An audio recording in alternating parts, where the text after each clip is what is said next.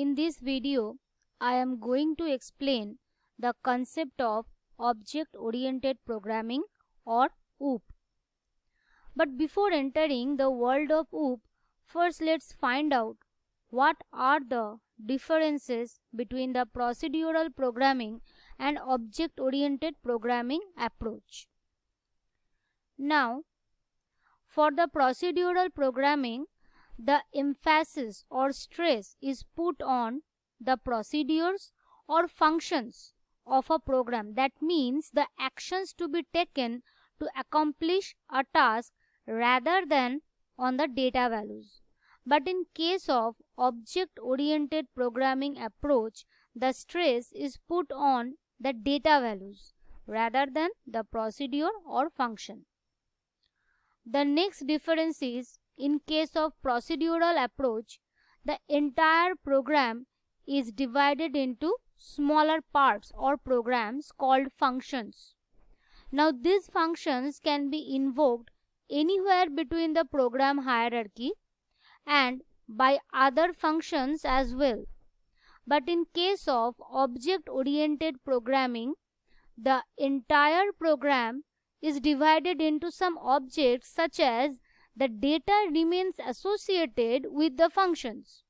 Now for this case, the data values of an object can only be used within the functions of the same object.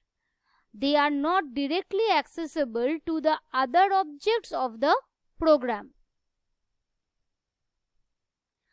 Now the third point, in case of procedural approach, all functions of a program can share the global data. That means data are freely moving from function to function, and due to this free-flowing nature, they may cause some complications in advanced or complex programming.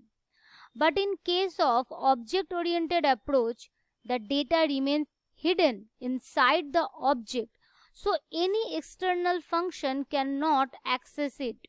And that is why it promotes data security. And it also makes it easier in coding complex programs. Now it will be more clearer with the help of this diagram.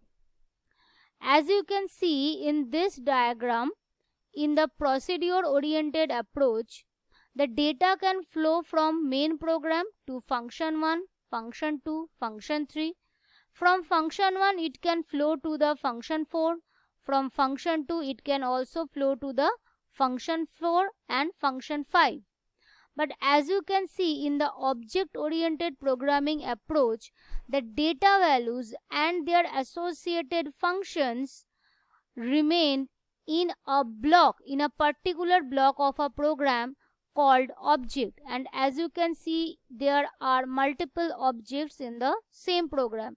So in each object, the data and the associated functions are kept inside the block called object.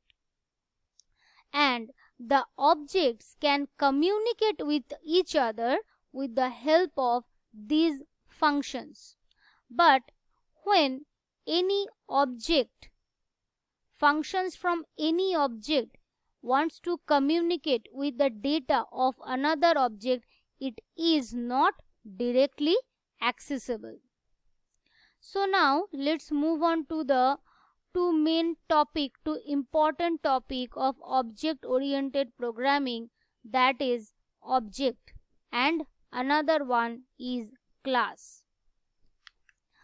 Now in real world, what is class? The class is a set or category of things which shares common characteristics or properties, and each item belongs to that specific category, possesses the characteristics and behaviors described within it.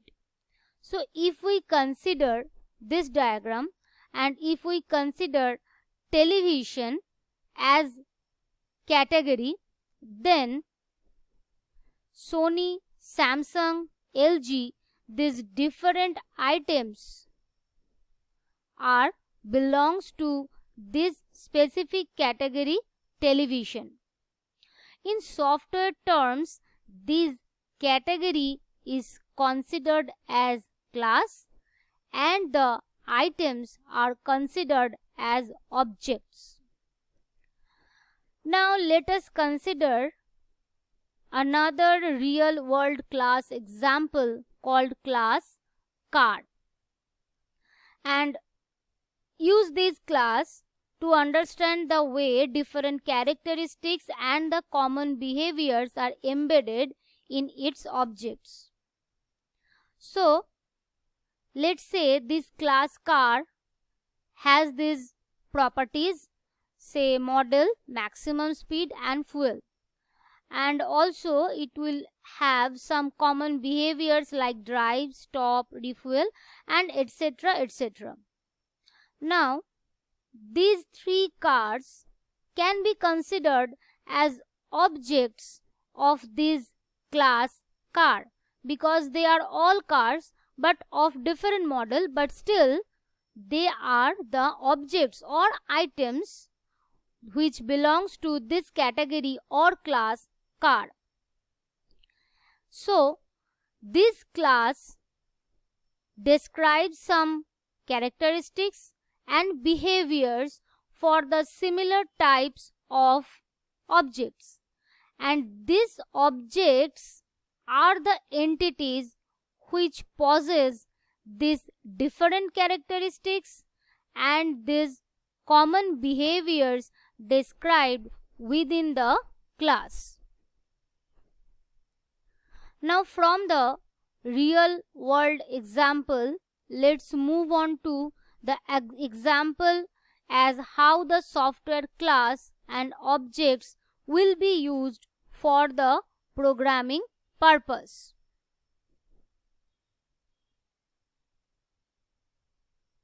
Let's say this structure. Now in this structure, square is the class and it is designed with side as the data member and input, area, perimeter, display as its member methods. Now when you create objects of this class square, let's say create two objects, object 1 and object 2.